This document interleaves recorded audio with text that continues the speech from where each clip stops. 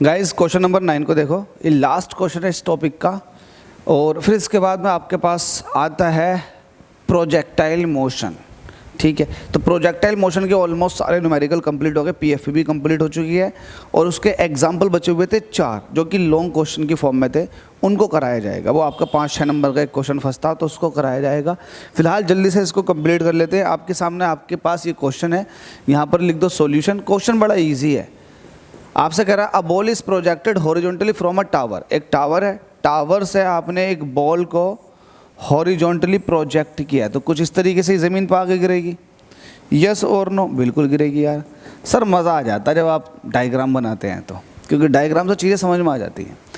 आपसे कह रहा है a ball is projected horizontally from a tower with a velocity of 4 metre per second. मतलब जो वेलोसिटी थी वो कितनी थी? 4 मीटर पर सेकेंड। तो एक तरह से ये इनिशियल वेलोसिटी थी। एक चीज़ और बता दूं आपको, जब आप हॉरिजॉन्टली प्रोजेक्ट करते हो तो जो हॉरिजॉन्टल वेलोसिटी होती है ना, वो चेंज नहीं होती है। हॉरिजॉन्टल वेलोसिटी तो ये रहेगी 4 मीटर पर सेकेंड, लेकिन ग्रेविटेशनल एक्सेलरेशन की वजह से ऑब्जेक्ट नीचे को जाना शुरू कर देगा, तो उसके पास एक वर्टिकल वेलोसिटी भी आ जाएगी। तो हमसे कह रहा है, ये कह रहा कि a ball is projected horizontally from a tower with a velocity of 4 metre per second. क्योंकि आपने बना दिया, इतना काम आपने कर दिया। Find the velocity of the ball after 0.7 second. इतने टाइम के बाद आपको वेलोसिटी बतानी है।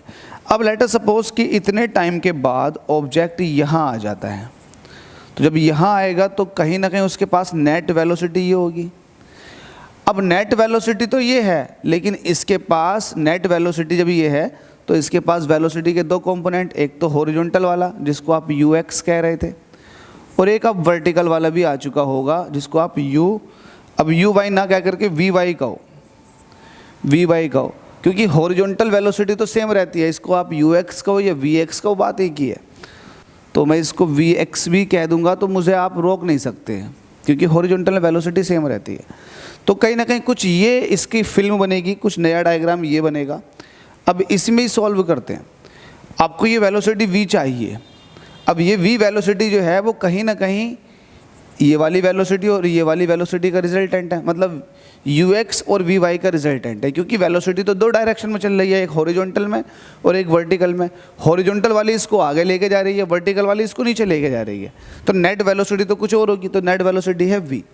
तो अब आप निकालेंगे v, तो उसके लिए आपको ux चाहिए। तो आप कहेंगे since ux is equal to हो जाएगा vx के, और ये बराबर आ जाएगा 4 मीटर पर सेकेंड थे। इसका मतलब ये है हॉरिजॉन्टल कंपोनेंट डजंट चेंज। जो हॉरिजॉन्टल कंपोनेंट है वो चेंज नहीं होगा, वो चेंज हो ही नहीं रहा। अब वर्टिकल की बात कर लेते हैं। वर्टिकल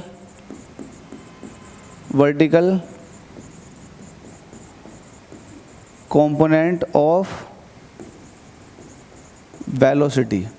वर्टिकल कंपोनेंट क्या होता है? ये होगा vy, क्योंकि शुरुआत में वर्टिकल कंपोनेंट तो था ही नहीं। आफ्टर ग्रेविटेशनल एक्सेलरेशन बॉडी नीचे आना शुरू कर दी, तो उसके कुछ टाइम बाद, जैसे आप प्रोजेक्ट करोगे उसके कुछ टाइम बाद वर्टिकल कंपोनेंट भी आना शुरू कर देगा। तो v इज इक्वल टू ये हो जाएगा uy u प्लस gt। ये तो होता v is equal to u plus gt, तो आप ये वाला इक्वेशन यूज़ कर रहे हो। तो vy आपको चाहिए, uy तो 0 था, g की वैल्यू 10 दे रखी है, t कितना 0.7। सॉल्व करोगे आ जाएगा 7 मीटर पर सेकेंड। तो अब वर्टिकल में वेलोसिटी आ चुकी है 7 मीटर पर सेकेंड की, हॉरिजॉन्टल में वेलोसिटी आपके पास 4 मीटर पर सेकेंड थी। अब देखो आपको रिजल्टेंट किसका निकालना है? इन दोनों परपेंडिकुलर वेलोसिटी का। तो जब इन दोनों का रिजल्टेंट निकालोगे तो आपको पता है, साफ साफ डायग्राम में दिखाई दे रहा है। आप कहोगे कि जो v है, मतलब रिजल्टेंट जो है वेलोसिटी, वो vx और प्लस के vy का वेक्टर सम है। तो वेक्टर फॉर्मेट में तो आप ऐसे दिखा देते हो ऑन द स्पॉट, लेकिन जब आप इसको सॉल्व करने के लिए जाते हो, इसका स्केलर वैल्यू लिखते हो, तब आप ये देखते हो कि vx और vy किस तरीके से लगे हुए हैं, इनके बीच में कितना एंगल है। तो vx और vy म्यूचुअली परपेंडिकुलर, इनके बीच में एंगल 90 डिग्री का। और जब एंगल 90 डिग्री का होता है तब आप फॉर्मूला ये वाला यूज़ करते हो, क्योंकि आपको पता है कि रिजल्टेंट पैरेललोग्राम के according a² + b² + 2ab cos theta होता है। cos 90 जब रखोगे तो cos 90 की वैल्यू 0 हो जाएगी, जिसकी वजह से 2ab cos 90 वाला टर्म 0 हो जाएगा, इसलिए आप उसको लिखते ही नहीं हो, आप यहीं छोड़ देते हो। vx का स्क्वायर प्लस vy का स्क्वायर, कुछ बच्चे समझते हैं कि ये पाइथागोरस थ्योरम लग गई, नहीं भाई, ये पैरेललोग्राम लॉ है। तो आपको v निकालना है, स्क्वायर रूट vx की वैल्यू कितनी है आपके पास 4, 4 का स्क्वायर कर दो प्लस ये 7 का स्क्वायर कर दो, तो वैल्यू कितनी आ जाएगी 4 चौक 16, 7 7 49, वैल्यू आ जाएगी, जोड़ोगे तो कितना आ जाएगा, एक इधर ले लो 50, 50 में 15 ऐड करेंगे तो 85। अगर किसी से सॉल्व हो रहा है तो उसको सॉल्व कर लो, वरना रूट के अंदर यहीं छोड़ दो, तो वैल्यू जो आएगी वो कितनी आ जाएगी, v = आ चुका है √85। अब देखो अगर 8 का स्क्वायर करते हो, अगर 8 का स्क्वायर और 85 नहीं आएगा, 65 आएगा, ये 65 आएगा, क्योंकि जब आप जोड़ोगे v = कितना आ जाएगा स्क्वायर रूट में, क्योंकि 50 ही हो जाएगा तो 65 हो जाएगा भाई, 65। अब देखो अगर आप 8 का स्क्वायर करते हो तो 8 8 से 64 होते हैं, तो ये 65 है, कहीं ना कहीं 8 से थोड़ी सी फालतू वैल्यू आ जाएगी, तो v = आ जाएगा 8.06 मीटर पर सेकेंड। तो ये आपके पास फाइनल वेलोसिटी आ चुकी है प्रोजेक्टाइल की एट 0.7 सेकेंड के बाद। ठीक है, इतना सॉल्व हो गया, बड़े सिंपल वे में आपने समझ लिया।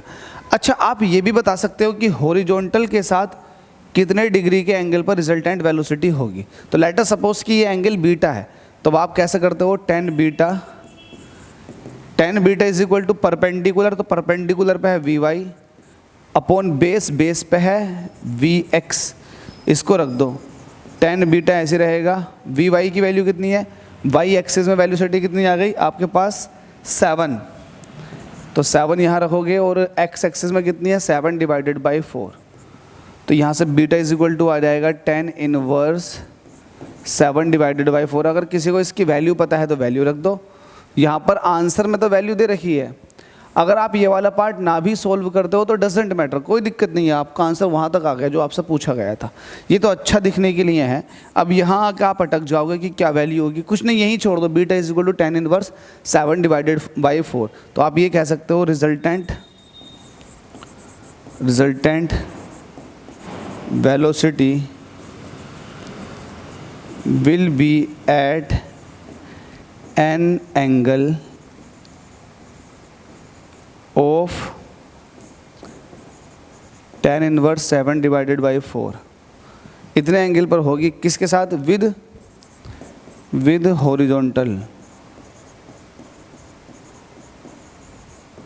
हॉरिजॉन्टल के साथ इस एंगल पर निकल के जा रही होगी रिजल्टेंट वेलोसिटी। तो होप सो समझ में आ गया होगा, मुझे नहीं लगता डाउट रहना चाहिए। थैंक यू सो मच आप सभी के प्यार और सपोर्ट के लिए। अगर कोई बच्चा कहे कि नहीं सर इसका तो आंसर लिख के दिखाओ, तो भाई मुझे तो याद नहीं है, डायरेक्ट मैं लिख दूंगा 60 डिग्री 15 मिनट। चलो, thank you so much for your love and support. जितना हो सके वीडियो को लाइक करें, चैनल को सब्सक्राइब करें, वीडियो को शेयर कर दिया करें। Thank you so much guys once again.